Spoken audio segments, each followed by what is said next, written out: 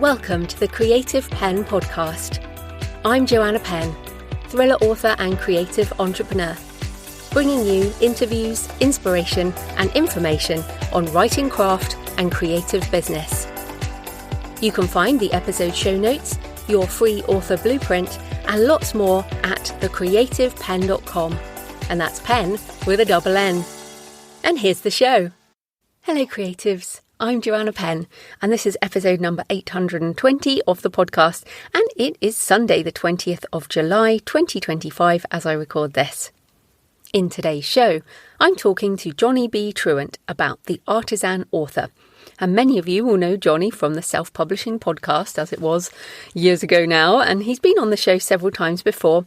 We talk about choosing a different path away from the constant pressure to release, away from algorithmic publishing, and focusing on a more sustainable, creative and business life.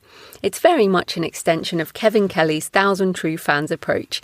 And I also asked Johnny about why he loves selling in person so much. So that's coming up in the interview section. In writing and publishing things, well, Russell Nohelty this week had a great article packed full of resources on the author stack called When Your Brain Says Write, but Your Body Says Nope. Practical strategies for writers and creatives with chronic illness to align body and brain, from pain reprocessing to sleep and pacing. Now, I think this article is a must-read for every author. It is not just for people with chronic illness. It's anyone with a body and a mind. Yes, we are physical beings, and paying attention to physical and mental health, so important. Also, the article talks about putting happiness and well-being at the centre of a creative career, which definitely works with this artisan author approach that Johnny's also talking about today. One of the ideas that resonated with me is pacing. Organising your day and your life around how your energy works and resting before you get symptoms. If you do control your own time, then allowing for napping and resting. So I definitely do this a lot more. I don't know if it's just been since the pandemic, since menopause, or just life, or just the fact that I'm more relaxed these days. But sometimes I will just go to bed for an hour in the afternoon and sleep or close my eyes. And because eye strain is actually one of the most common issues with desk workers, computer workers, writers. So yeah, I will sometimes just shut my eyes for a bit and then I can get up and do some more work.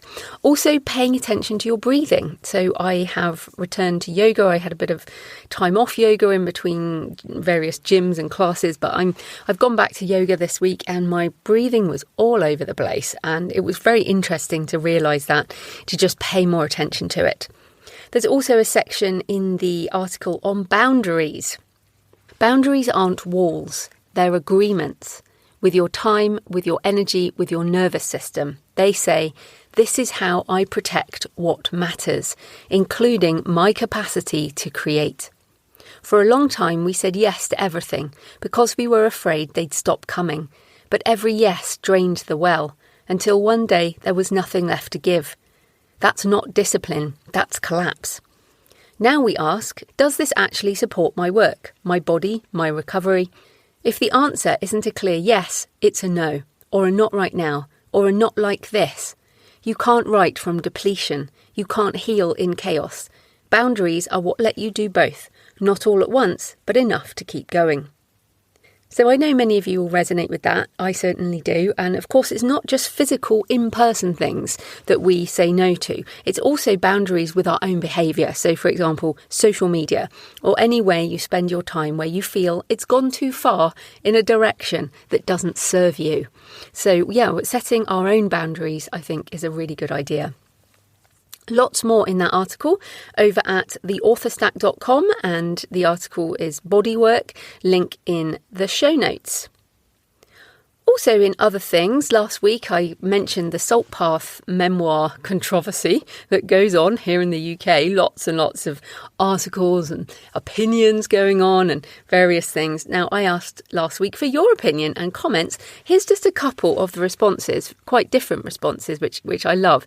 Tiffany said, I find it disturbing because it seems as if there's no one to trust. We can't believe politicians. We can't believe celebrities. These days, everyone's lying and it's accepted. As As a reader, characters are real to me. If they're well written, it doesn't matter if someone created them as long as they're honest. As a writer, I believe in truth. If I, as a writer, say something, I had better believe it happened. Lying to my readers is absolutely forbidden. As you often say about the AI disagreements, we need to be real and authentic. This situation is a breach of trust.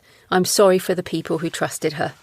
Yep, well, and I absolutely resonate with that. And as you know, I very much value truth and a good authenticity, although the word is super overused now, isn't it? I mean, really. But yeah, I certainly think that's important. But a different take from Tyrene, which I also loved. Tyrene said, I have a book of poetry coming out, and while some of those poems are obviously fiction, I write some fantasy poems, this collection is as close to an inner life memoir as I've ever written.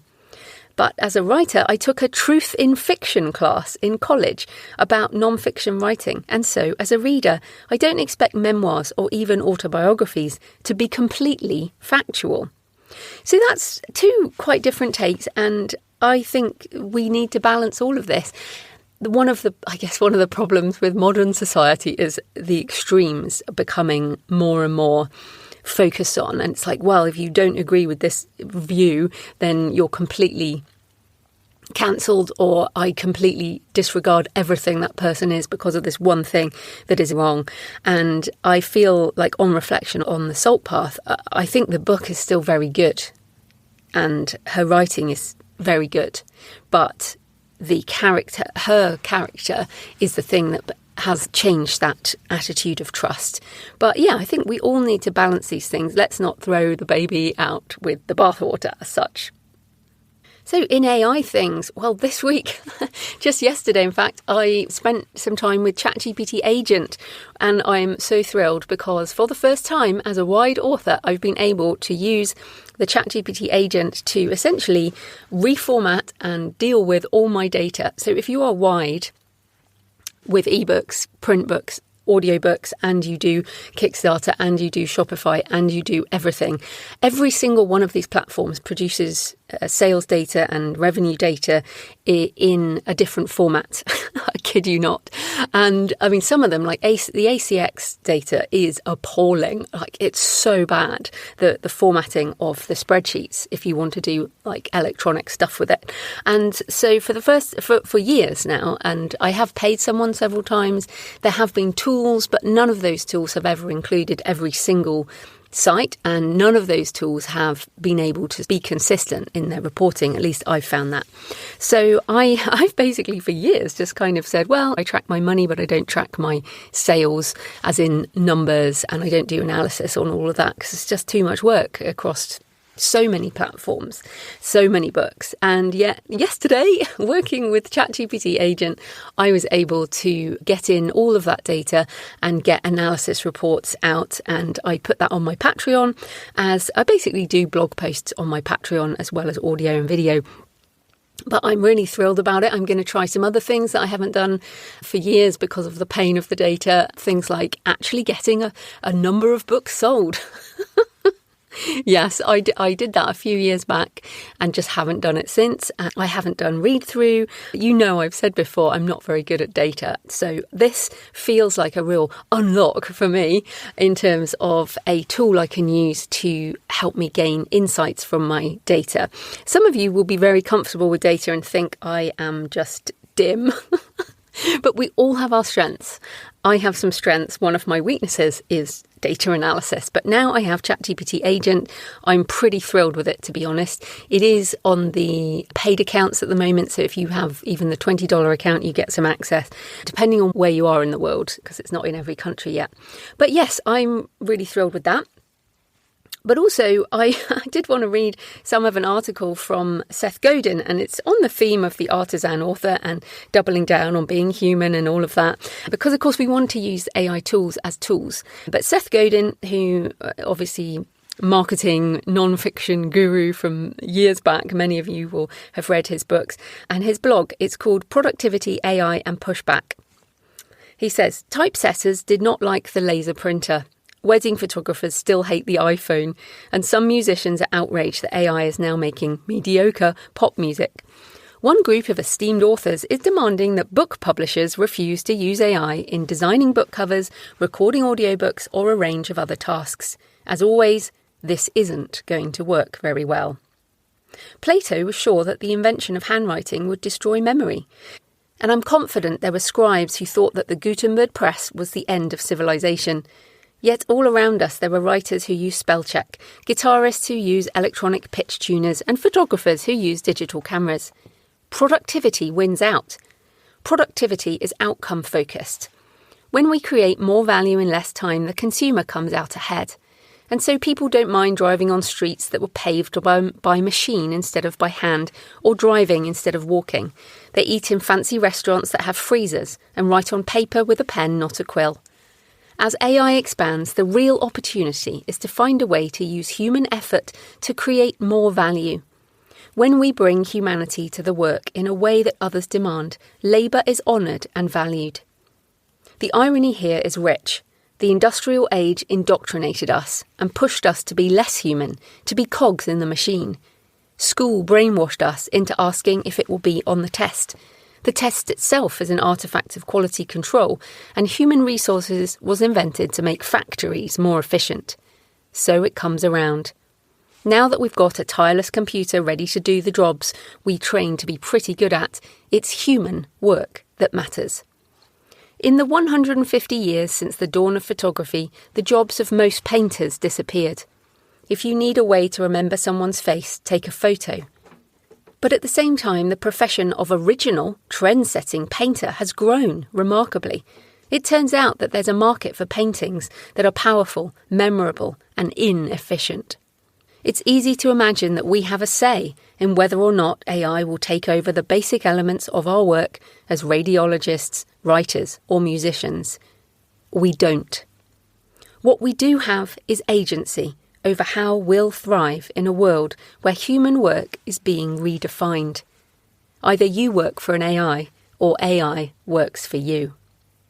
So there's a lot to think about in that article, but it resonates with what Johnny talked about, resonates with what I've been talking about for years, which is use the AI tools and do more human work that is more human for you, whatever that means.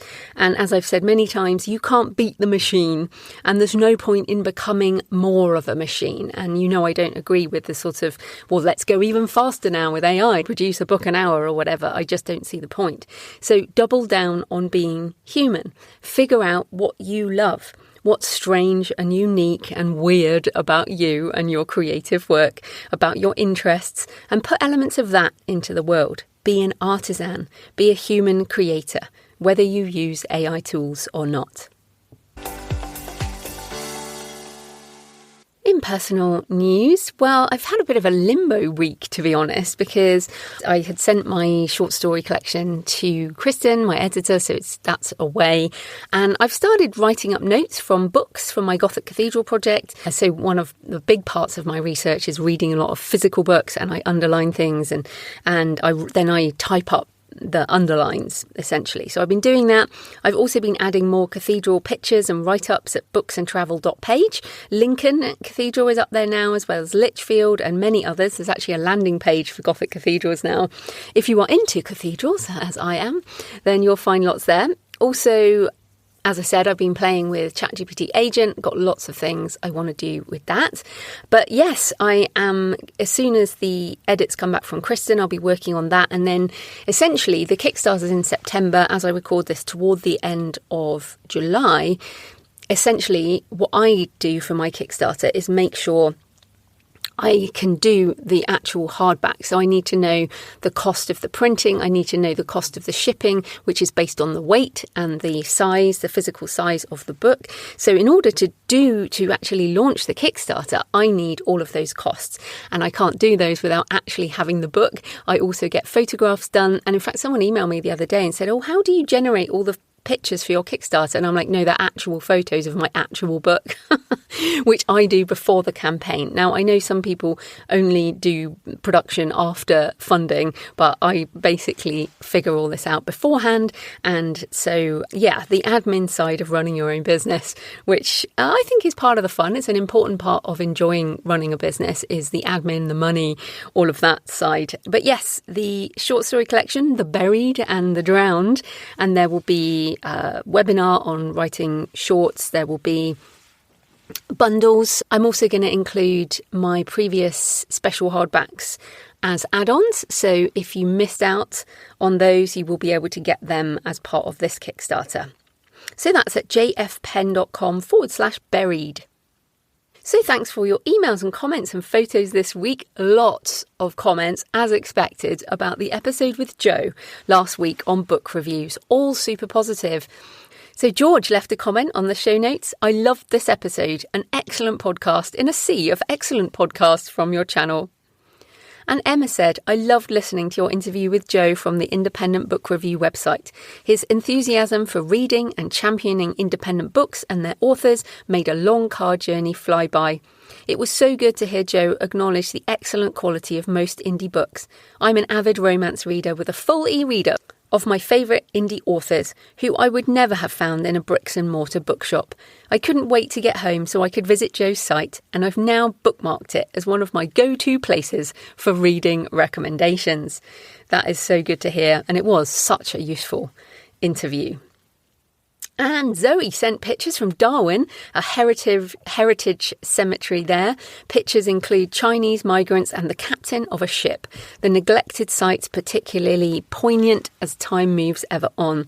I love Darwin. It's in the Northern Territory of Australia. I have very fond memories. Back in the year 2000, I left the UK. I flew into Perth, and then I went up the west coast of Western Australia all the way up to Darwin and learned to scuba dive and travelled through the outback and all of that different stuff. But I had a lot of fun in Darwin. Yes, I was 25. Yes, there were full moon parties on Mendel Beach. It was very fun. So yes, I have happy memories. Northern Territory, Australia is a super special place, that's for sure.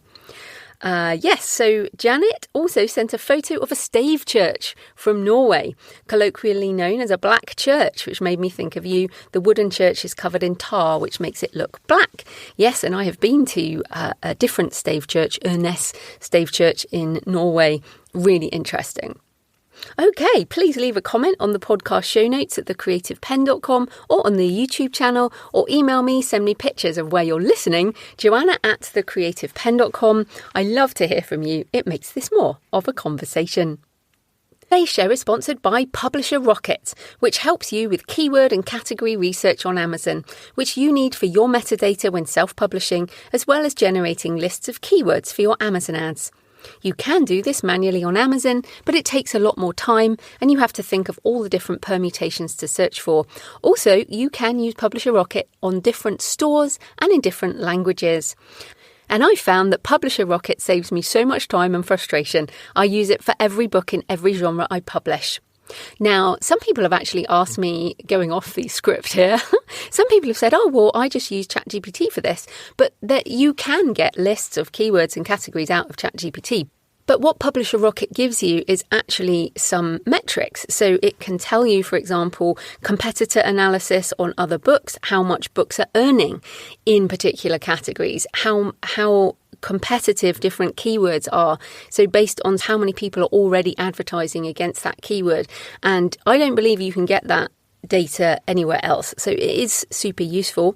You can also use the reverse ASIN feature. So the ASIN is the alphanumeric code that Amazon gives every book. You can type in an ASIN of another book and it will tell you what the keywords are that that book is benefiting from. Plus you can discover best-selling book categories and niche categories to use to write to market if that's your thing. There are constant new features and capabilities, and it's always a free upgrade for owners. It is a one-time payment and you get 30 days money-back guarantee. You can start researching keywords, categories and competition right away. There are also handy tutorials to help, but I find it's pretty intuitive to use. Publisher Rocket is one of my must-use tools as part of my publishing process, and not just publishing new books either, I should also say, going off script. This week I did a metadata refresh on some books that I was advertising and used Publisher Rocket to check and update keywords on my KDP dashboard. It is very reasonably priced. Check it out at publisherrocket.com. That's publisherrocket.com. This type of corporate sponsorship pays for the hosting, transcription and editing, but my time in creating the show is sponsored by my community at patreon.com/thecreativepenn. Thanks to the 9 new patrons who've joined in the last week, and thanks to everyone who've been supporting for months and years. I also appreciate anyone who pops in for a month or two and then goes again, because every little helps. If you join the community, you get access to all my backlist videos and audio covering topics on writing craft and author business, as well as tutorials and demos on AI tools. This week I did 2 articles, one on updating metadata, like I mentioned, across my backlist, and a tutorial on how I use ChatGPT Agent to calculate wide sales across multiple spreadsheets in different formats. If you sell wide, you know how much of a pain this is. The Patreon is a monthly subscription, the equivalent of buying me a black coffee a month or a couple of coffees if you're feeling generous. So if you get value from the show and you want more, come on over and join us at patreon.com, patreon.com/thecreativepenn. Right, let's get into the interview. Johnny B. Truant is the author of over 150 books across multiple genres, including thriller, science fiction, fantasy, comedy, and non-fiction. His latest book is The Artisan Author, the low-stress, high-quality, fan-focused approach to escaping the publishing rat race. So welcome back to the show, Johnny. Man, it is so fun to be on the Creative Penn. It's just like coming home. It's just so great. So thank you for having me. Oh, great. Well, you've been on the show multiple times over the years, and the last time was in 2022 when you were pivoting into this stage, really, of your author journey. So we're going to jump straight into the topic today. So why the artisan author, and why now? What were you seeing in the author community that made you want to write this book? Well, for those people who don't know me, I used to do a lot of author education, for want of a better thing. We had a podcast and a book and all that. And in about, let's say, 2020, around COVID time, I just kind of stopped doing a lot of that and just did fiction. And when I came back to the 20 Books conference, the last one in 2023, it was like so much had changed. And people were really ramping up AI in a bunch of different ways. And all the rapid release had gotten faster and all the tactical stuff had gotten more tactical. And I just remembered thinking, boy, I always wanted to just write books my own way at my own speed, despite going fast. I don't like being forced to go fast. And I don't know if this is a game I want to play anymore, because you have to fit into all the very specific categories that the algorithms like to promote, and a lot of people playing those games. And then in the midst of that, I did talk to another author. You may know her. She's British and runs a podcast. Yes, it was me. Yeah. Well, and I know that you had said, I don't know if you used the word artisan, but you definitely described a lot of the things that I'm looking at now, which is like, well, I don't want to go in that direction either.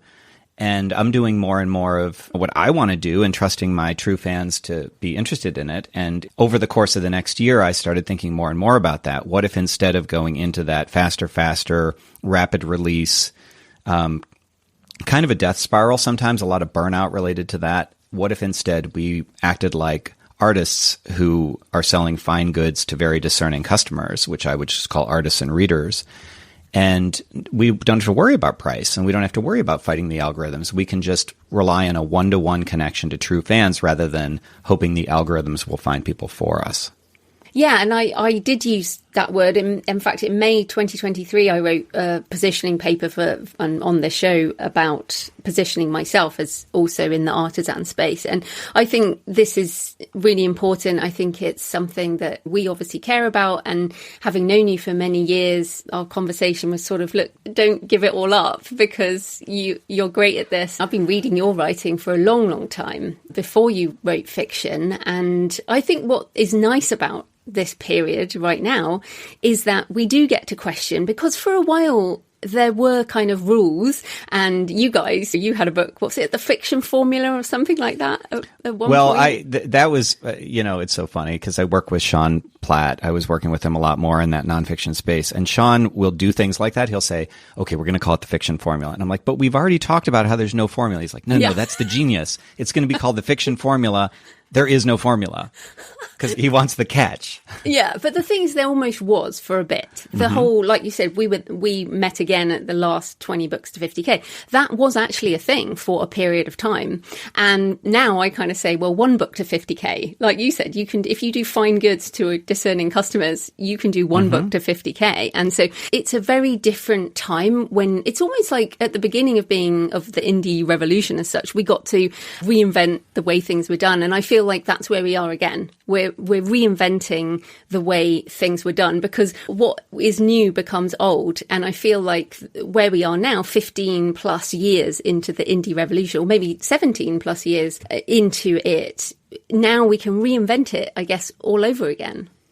Yeah, and that's something that I explored in the Artisan Author book, was almost a little bit of a history lesson, not because I wanted to bore people with it, but because we were on this very sensible and aspirational trajectory for a while, coming out of the old traditional publishing days where you had to query an agent and hope that you hit the right person at the right time and in the right mood. Instead, we were suddenly without gatekeepers and we could do what we wanted. But then it started to be, well, okay, so if you write more books, you'll make more money. And we helped to contribute to that with Write, Publish, Repeat.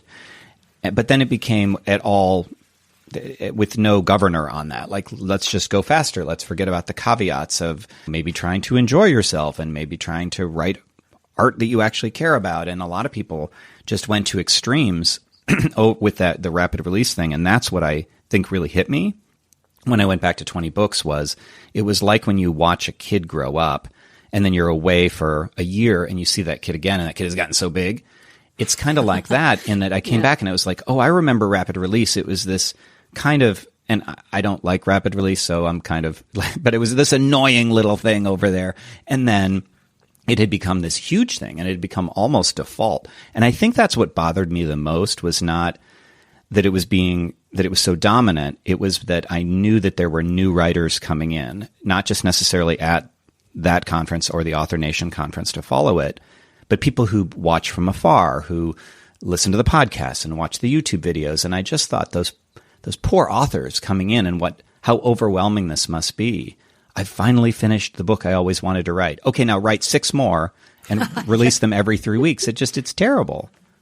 It is. But I mean, I wanted to make the point that I've never done rapid release and a lot of authors were never rapid release. It was just kind of became a loud segment of the community, and possibly true that the people who were making more income that way. But as you say, also in the time that we've been doing this, people have disappeared. Now you disappeared, but you came back. And I'd like to key into that. You said that they're loud and that more of them appeared. That's, I think, part of the problem really, is because they are loud. And by loud, I don't mean like necessarily obnoxious. I just mean that you tend to talk about it a lot when you found something that works like that. But it's a vanishingly small percentage of authors. But because they are so loud, they're the ones who usually speak or write books or whatever. And so it looks to people as if that's the norm. And if you aren't making serious bank as a rapid release author, then you're just not trying hard enough. But it's not. It's this tiny percentage. I remember reading in one of Becca Syme's books, she had done the research to determine, okay, this number of books actually make money, and it's the vast, vast, vast majority who don't make any money at all. And yet those people are being given the same advice as everyone else, as if that's the majority, and then that's the way the majority works, and it's just not true. Yeah, exactly. So then if we come to what you mean then by an artisan author, what are some of the hallmarks of how you think we could do that? Well, the first thing is it's art first and profit second. I think that that's the key defining hallmark, meaning that you're writing what it is that you want to write. You can define art however you want to define it. It usually just means that this is the thing I want to do and so I'm going to do it. But practically speaking, the biggest thing that I think is going to be attractive to people is You don't have to burn yourself out. You don't have to keep doing this. And when I came back in 2024 and gave a presentation called The Artisan Author, with the tagline was the low stress, high quality, fan focused way to beat the publishing rat race. And people came up to me after and they said, I didn't really know that this was an option. Thank you. Thank you for giving me some clarity into the fact that it's not rapid release or nothing, which is what most people kind of think. So, yeah, there was a lot of appetite for it. So art first, profit second. And I totally get that because one of my books was called Pilgrimage. really a very niche audience. And I think I told you I was working on a book on Gothic cathedrals and I'm still working on that book. It's a photo book. And in fact, as we speak tomorrow, I'm off to another Gothic cathedral. So definitely art first type of books. But what are the other kind of things you're focusing on under that Artisan umbrella? Well, certainly, and I didn't really finish my thought, so I apologize, but the idea is that release of pressure, like that take your time is another one of the pillars. Connecting with fans is a huge one to me. And that leads to this weird kind of backwards logic where usually self-published authors want to think bigger and faster because we have this very strong entrepreneurial streak through a lot of us. And it's almost kind of eclipsed the artistic streak that people used to predominantly come into publishing for. Used to be, came in, I wanted to write a book, and maybe I'd make money at it. Now it's like, here's a way to make money, and so I'm going to do it as quickly as I can. But I think that most people aren't doing that. But anyway, the customer focus thing is an anti-leverage. So rapid release is trying to do as much leverage as possible. If I make this one book, if I use the algorithms to my maximal advantage, then I can blow up without needing to do necessarily as much work. It's very highly leveraged. And the artisan approach is actually the opposite, where it's very, very one-to-one. And that means that you're making individual connections. So I'll give you an example. I do a lot of live selling, and I know that you wanted to ask about that. And that's a super attractive, like that's a super high quality bond. When I meet those people, it's like I almost get them to like me before they even buy the book. So it's like they leap very close to the fan end of the spectrum rather than the casual end. So I had somebody email me yesterday and say, hey, I bought one of your books at some market, some like open air market here in Austin. And I wish you had pressured me to buy the whole series because now I'm out of books. And when are you doing this again? So anyway, I'm going tonight. He and one of his friends, I'm going to take books to them and I'm going to sell them. And it's 19 total books between these two guys. But that's the sort of, it's this quality connection to fans rather than connection one to many to numerous fans. And that connection, that slow scale, I think is much more, it's much more logical to people. It's something that we can actually imagine because it follows the normal rules of regular commerce and interpersonal communication in a way that rapid release never did. You know, it was just anonymous algorithms. But that's because this entire thing, the founding principle, the core thing is Kevin Kelly's 1,000 True Fans. We're not looking to do that rapid release paradigm. So you can't do artisan things with those customers. You need to invert the paradigm and say, okay, rather than trying for high leverage, I'm going to connect with people one-on-one. I'm going to create high quality stuff and then find the individual people who are interested in that and then bring them into my camp until I have theoretically 1,000 of them, according to Kevin Kelly. Yeah, and it's amazing how well that has stood the test of time. That was, I think, the original one was in 2006, which, again, would have been around the time when you were writing on Copyblogger and doing the online marketing stuff. And this is what's so crazy is you and I have both kind of come from that highly leveraged world where online marketing was the primary thing. And yet now you've said in the book, and you just said there about how you love live selling. And I find that very surprising. I mean, I guess I'm an introvert and I find it incredibly hard. I don't know whether it's also a highly sensitive person, but I find a lot of visual stimulation just too tiring. Like I can't look at all these people's faces. I can't deal with the noise. So I wonder if you could maybe talk about how did you discover that you like live selling and what are your tips for people? Well, so this is actually kind of funny because it is a really good fit for me. And in retrospect, I see why. It's because I have a strong extrovert streak in me that a lot of authors don't. So it is a little more natural for me. But I didn't know that. And when I was at, I think it was at the last Author Nation in 2024, and I actually had a presentation scheduled, but I hadn't done any of this live selling. This is 6 months old. And I talked to our mutual friend, Mark Lefebvre, and Mark was talking about how much he missed going out and doing book signings. And I said, oh my God, I have nightmares about that. Just imagining being that poor author at the table who everybody's trying not to make eye contact with. And his reaction was so genuinely shocked that he said, why? And it was like that in itself, somebody that I knew and respected, and I thought I share a lot in common with, really loves it and was shocked that I wouldn't. And what I started to realize is, yeah, you can go out and you can be the sad author behind the table who's just sitting there and everybody's ignoring.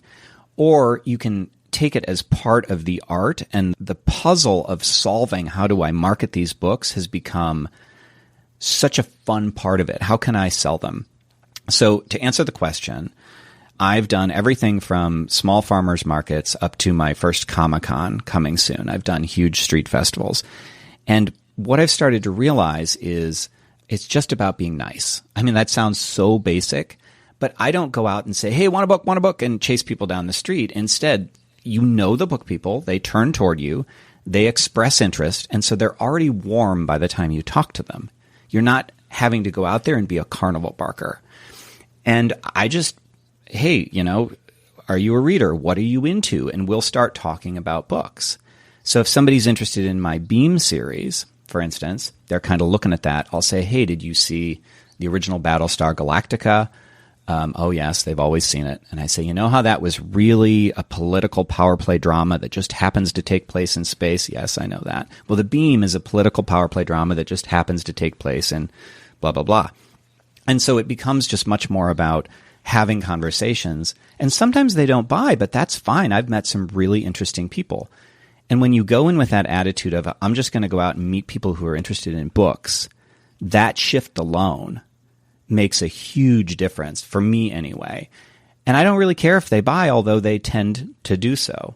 It's kind of amazing. But the things that have shocked me the most are learning about my customers in ways that I never, ever could have before. So I've learned which of my covers are most attractive.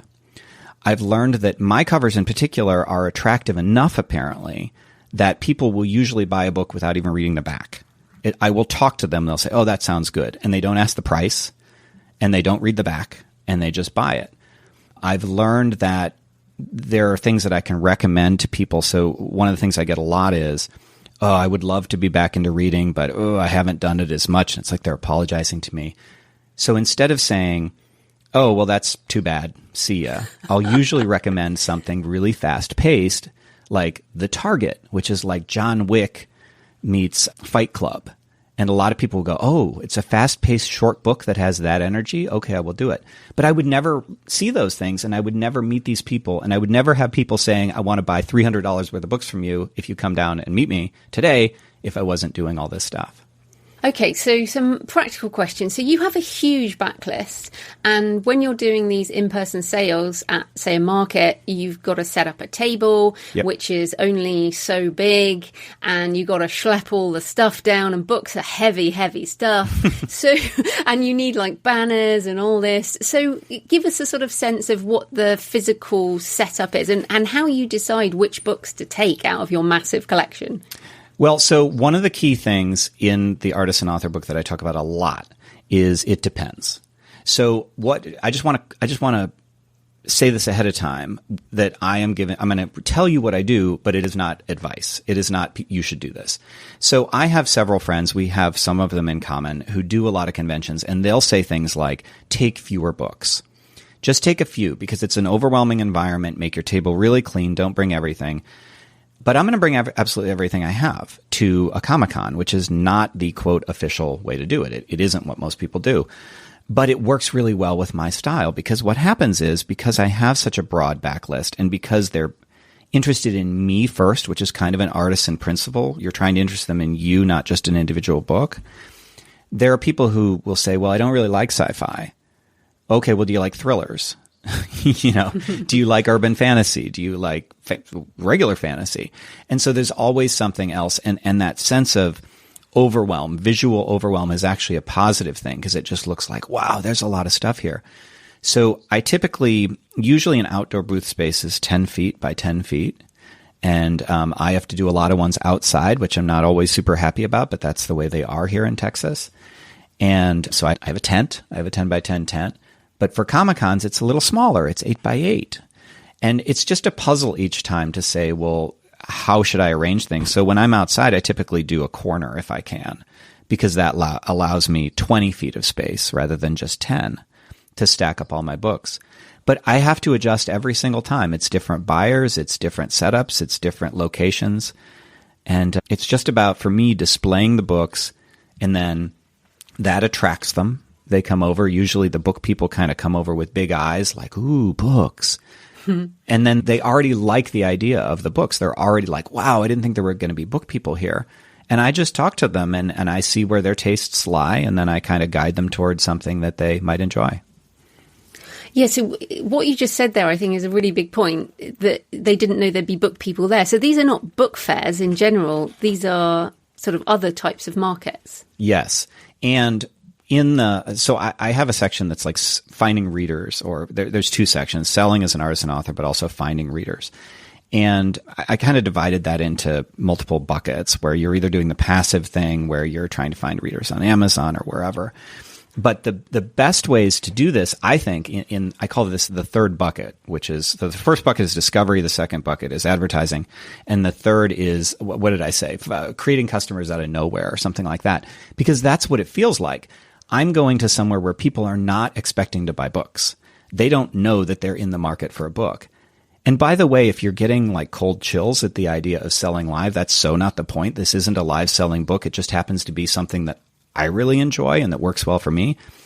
But there is some degree of personal connection in everything that's in that finding readers out of nowhere sort of thing. Because if you let people know that you are an author, just as another example, just casually, people just know that you're an author in your personal life. Eventually, you'll find that the word gets around, because authors are interesting to people. And some of those people they didn't know they were in the market, but hey, I just met an author. Maybe I want to buy one of their books. And that's what all of those most effective artisan strategies for me are, is it's like you're fishing in a pond where nobody else is fishing. You're targeting customers you aren't targeting customers, you're just meeting people, and nobody else is pursuing them. So when I'm set up at a street festival, nobody is there trying to buy a book, and then they go, oh, they're books. And it's like, I don't have any competition. And they self-sort. It's a very cool thing.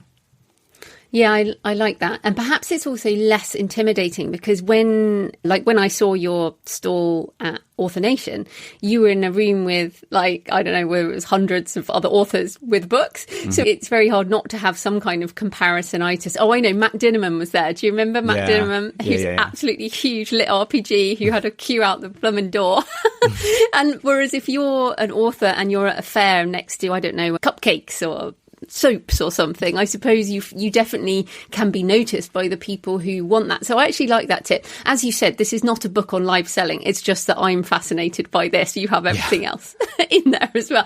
I do have one more question on this, which is, okay, so it sounds great, but you generally have to pay for these tables. You have to pay to print all those books. You have to pay for more books than you will sell. And then I guess you have your tent and your banners, I don't know, flyers and all this. So how does it work financially?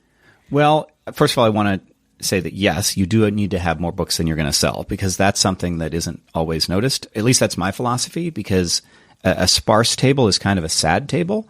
So I always want, like, imagine you went into Barnes & Noble and there were 3 copies left. Like, no, like you want those shelves overflowing. So in my house right now, I probably have 500 to 600 books.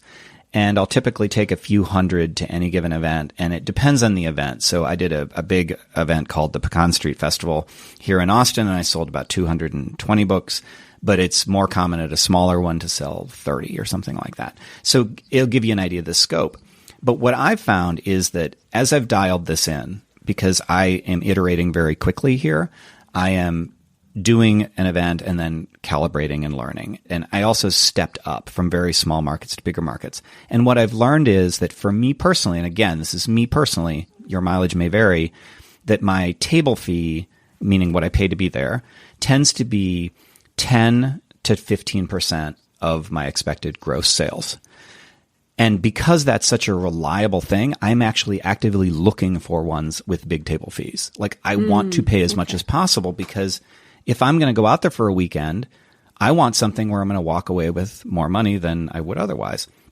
And so you just kind of have to be aware that this is an area where, like, if you did want to get into live selling, you do need to invest in yourself, but you can start very small.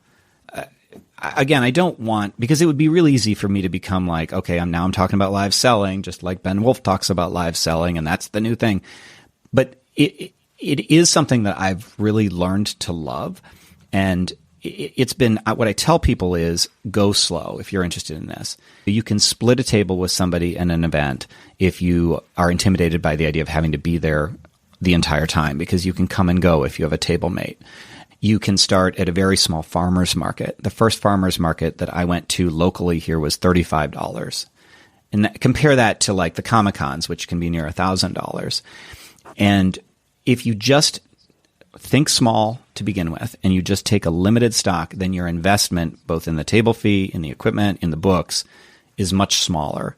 And I've just kept reinvesting. Okay, if I made $350 and I spent $150, then that gives me $200 that I then go back and buy more books for the next bigger event.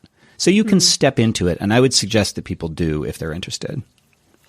Great. Well, then let's get back to the digital side, because of course you cover that as well. The other thing that we talked about a couple of years ago now was Shopify, because I built my Shopify store and I was like, Johnny, you've got such a big backlist. Why don't you do this? But I know this is a hell of a process and you have a lot of books. So tell us about the process of doing a Shopify store and any lessons learned from that. Well, I don't know if you know this podcaster. Did you see my shout out? I did mention that Joe Penn has a really good minimum viable store episode. Yes, I did actually. Of our podcast. And so that's kind of the approach that I took. The thing about Shopify for me, I don't know if this is true for everybody, is that it takes a certain amount of, it's like a rock rolling down a hill. It takes a lot of momentum to get it started. And I have found that if I'm not actively advertising, that my store traffic dwindles to almost nothing. So given that you have to pay for it every single month, pay for the software, it's one of those things where I don't know whether to recommend it or not. And so I tried to give a whole bunch of caveats to people and said, if you're ready to go in, or if you want to just have it established so that you can build it, then great. But know what you're getting into, because there's so much talk about go direct, that I think there's probably a lot of people who are investing all the time and money and hassle and like mental headaches of building a Shopify store and then not getting the reward out of it to pay for it. But I also know so many people who I would consider artisan authors who do a lot of direct selling. I think that's almost half of it. And they're largely advertising driven. So that's kind of the way I look at it, is if you can afford to start playing with advertising, it might be financially a better move. But if you just want to begin growing your store, you can do it over time. I mean, what do you think? Do you need to advertise aggressively? I don't advertise, but like you and I have always done, email lists and also launching. So where you do in-person sales, I guess I always say buying direct from me means buying from my Shopify stores. So my hardbacks and stuff are on my Shopify. The bundles are on Shopify, the special deals, the whole series. I just have so much that is Shopify only. Yeah. And my workbooks and all of my website stuff, the podcast, my emails, all direct people to those pages first. So you're right, you need traffic. I don't think you need to advertise, because I don't advertise to my stores, but I do send traffic from my other sources, like this show, for example. Right. Well, you're kind of your own advertising too. Yeah, that is a thing. But it's marketing. It's not. I'm not paying for the extra stuff. Yeah, but you're right. You can't just build it and they will come. But I don't think you can do that anywhere. You can't do that on Amazon. You can't do that wherever. No, but what I love about this is that every artist and author is different. The metaphor is learn to use a compass. Don't try to follow a map. And so the fact that your approach is already, and I would say that we're kind of similar in a lot of ways, and the fact that your approach is already so different from my experience and some other people that I know, that's really cool. You're able to drive artisan traffic on your Shopify store, and I have focused so much on driving it in live sales. And it's just different pools, different buckets. And I think if you, I don't know, I feel like the international focus as well, obviously I'm here in the UK, you're in the US, maybe you have a lot more markets in Austin than I have in Bath. That's true. And what I hear, it rains there sometimes. It really does. Yeah, the thought of outdoor markets. But I think that's really good either way. But well, let's come to one of the things in the subtitle of the book, which says the low stress approach. Yeah. Low stress is a very interesting term to use, Johnny, because you have taught marketing back in the day. And in the book, you say you don't do social media anymore. There's a lot of things that are stressful, social media being one of them for me, but marketing still matters. What can you recommend for people who do want this sort of low stress approach to particularly book marketing? Well, so interestingly, I work much more now than I used to. And I was never doing, neither of us, I think, were ever rapid release. So I didn't really do rapid release, not by its kind of formal definition. But it is just such a high churn thing. And that low pressure thing is, I think there's a huge difference between what you have to do and when you have options. So when I say that I work a lot now, I'm choosing to build something and it's on my own timetable and I can do it however I want and I can follow the results that I'm getting. What bugs me about rapid release is the have to of it. And I think that that's where the stress and the pressure comes from, is because people are, the algorithm demands that you keep producing, otherwise it falls apart. So I'm defining kind of the target that I'm looking at as like maybe not so great for a lot of authors, just to be clear, is rapid release with almost an exclusive Kindle Unlimited focus. So there are plenty of people who use Kindle Unlimited who I think are artisan authors or can be, because they just have that for their ebooks and they have a sensible funnel from one to the other. But that is typically what it is. It's typically this, and this is in the book too, it's that myopic focus on largely Amazon only because it's exclusive, largely just ebooks only, and then America only almost by default. So when you talk about international, that bugs the crap out of me, that it seems like so many authors, including authors in other countries, sometimes are considering, well, I'm just going to hit the US market primarily because, yes, Amazon has stores outside of the US, but it's really US is what we're focusing on. So that sort of churn, that very specific thing, you don't have diversification of assets. And so you have to keep producing because that's all you have. So when I say low pressure, it means that if you wanted to take a 2-week vacation, you could do it. But meanwhile, I know rapid release authors who are like, man, if I want to buy a 2-week vacation, I got to work really, really fast so that I have something to release while I'm on vacation, because otherwise I'm going to get to the 4 or 5 week mark and my whole empire is going to collapse. But it's that relentless grind and that fact that the idea that you almost have to do it forever, because when does the algorithm give you a break? I think that's what's leading so many people into this horrible burnout. Well, then, can you comment on the lack of social media? Because I feel like another rule that people have at the moment is you have to be on social media to be an author. Yeah, I don't believe that at all. I don't like social media. And by the way, that's no judgment. I know plenty of people do like it. I just don't. And so I don't do the things that I don't want to do. And I think that an artisan author is kind of stubborn and kind of says, well, I don't want to do things that I don't want to do. So for me, I think that there are many different ways to focus. So I had a guy next to me at a live stall recently, and he was just enamored with my displays and kept saying, you got to do social media, man, if you could have somebody do that. And what I kept trying to tell him was, I have X amount of energy and focus, and no, it doesn't necessarily count if I hire it out, but I personally have that much.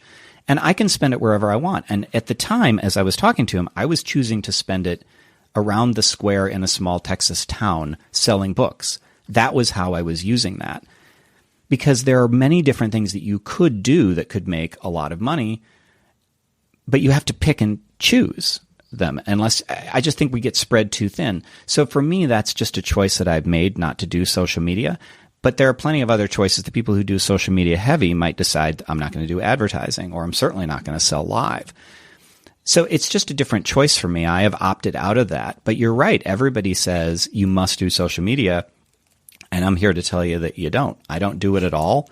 And my off Amazon sales actually eclipse, like, that's enough to live on. Like Kickstarter and live sales alone right now are basically my bread and butter.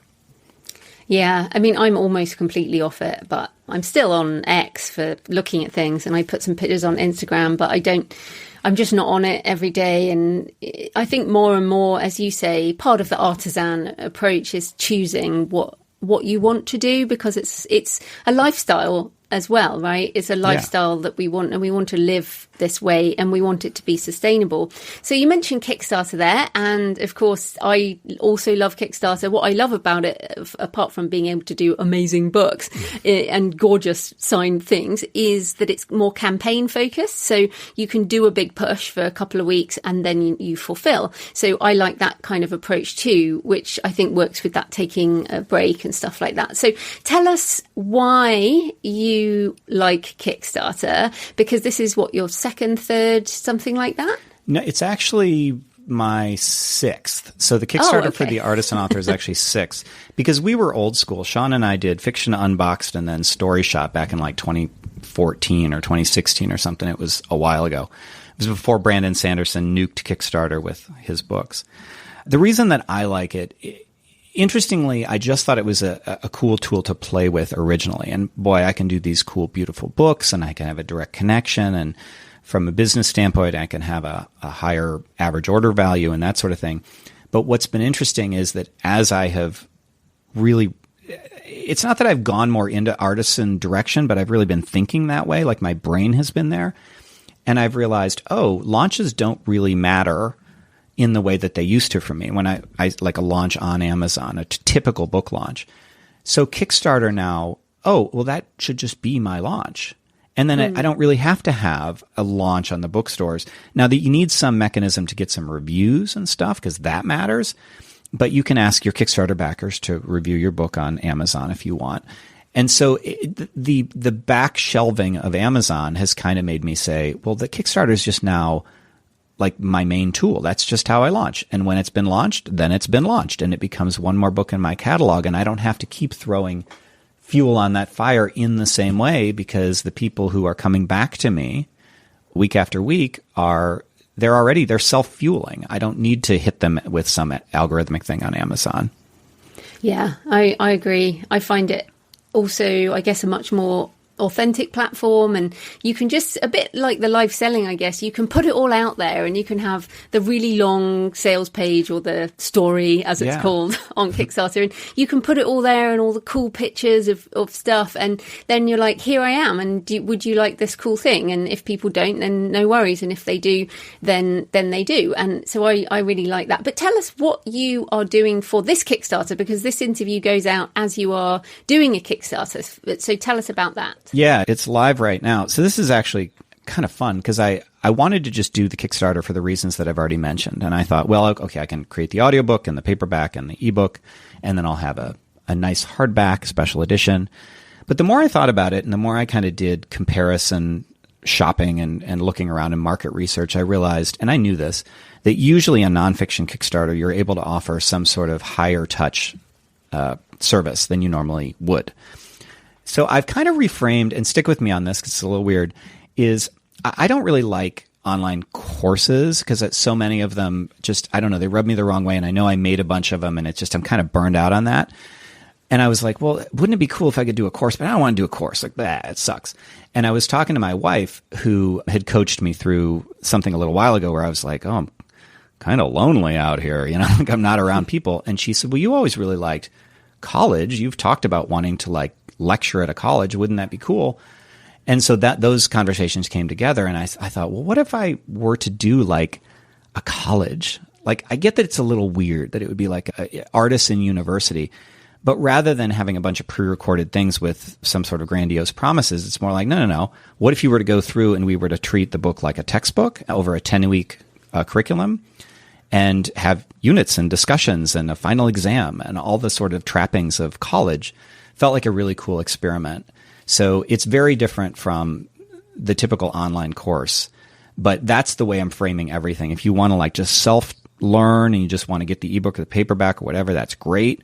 But then I have these many tiers of like attending the course, from auditing it to doing high-touch accountability groups and like almost like private tutoring. So it's kind of cool. I'm really curious to see what happens and how people like it.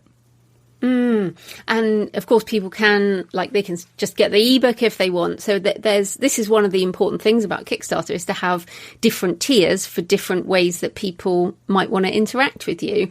And the ebook or even people can just support you without even getting the ebook. I mean, I'm always surprised when people do that. I'm like, wow, these people just chuck some money in. Yeah. And it'll be available as a normal book too. If you aren't into Kickstarter, you can just go and search for it. It's on Amazon and Kobo and Barnes & Noble and all those places as a pre-order. But for people who really like the Kickstarter energy, I thought this would be cool. And I kind of like the idea of doing the professor thing. I think that might be really neat. Yeah, you are a very highly educated person. I know this, and you love studying and all that. So yeah. I'm a nerd. Yeah, we're all so nerdy. We really are. So that is brilliant. And we are out of time. So where can people find you and your books and the Kickstarter online? Well, most importantly, the Kickstarter is at johnnybtruant.com/artisan. And that'll redirect after the Kickstarter to the regular book. But that's the Kickstarter. And then I'm at johnnybtruant.com. There are links to my live selling schedule if you happen to be in or around Austin or anywhere I'm going, or want to check out my book catalog or anything like that. Fantastic. Well, thanks so much for your time, Johnny. That was great. Thanks for having me on. So I hope you found the discussion with Johnny interesting. Does the artisan author approach interest you? What about selling in person, or selling in different ways that mean you can create in a more sustainable fashion? Let me know what you think. Please leave a comment on the podcast show notes at thecreativepenn.com or on the YouTube channel, or email me, joanna@thecreativepenn.com. Send me pictures of where you're listening or your favourite cemetery or churchyard. Next Monday, I'm talking about writing and directing audio drama and the constant creator mindset with Alison Hazelden. In the meantime, happy writing, and I'll see you next time. Thanks for listening today. I hope you found it helpful. You can find the backlist episodes and show notes at thecreativepenn.com/podcast. And you can get your free author blueprint at thecreativepenn.com/blueprint. If you'd like to connect, you can find me on Facebook and X at The Creative Penn, or on Instagram and Facebook at JFPennAuthor. Happy writing, and I'll see you next time.